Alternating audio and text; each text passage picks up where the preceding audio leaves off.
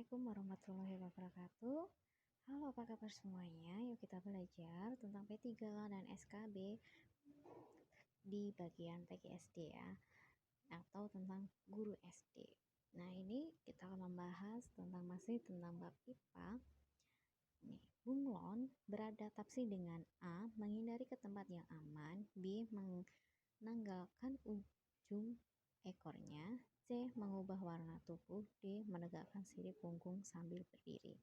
Nah, untuk yang bunglon itu sendiri, dia melindungi diri itu dengan apa? Cara merubah diri dengan warna tubuh.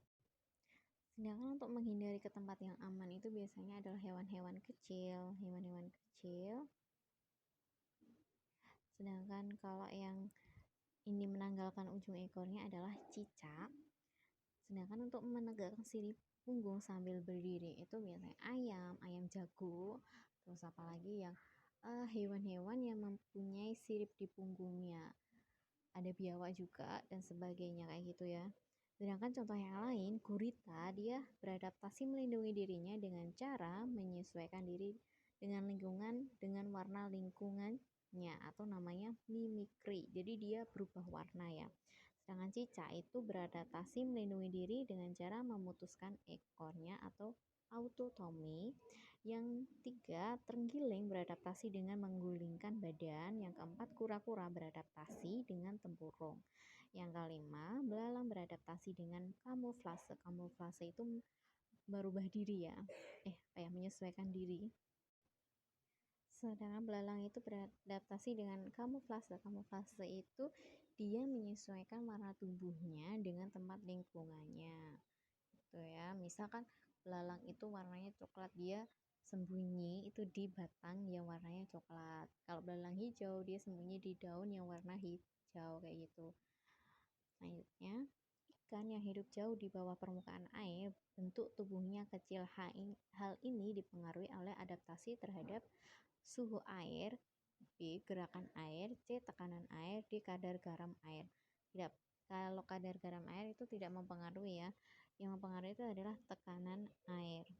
Nah, jadi semakin dia dalam, tekanannya air itu semakin besar. Nah, makanya ikannya juga semakin besar. Tapi kalau dia semakin dangkal airnya, maka tekanannya semakin kecil, sehingga ikannya itu dia bisa bertumbuh kembang sesuai dengan lingkungannya, sesuai ukurannya kayak gitu.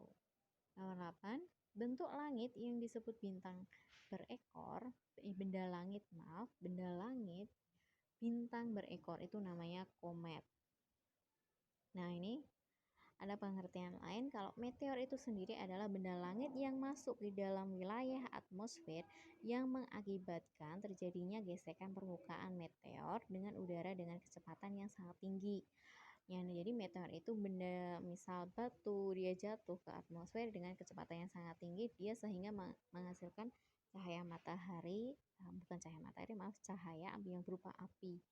Dia karena tergesek dengan udara.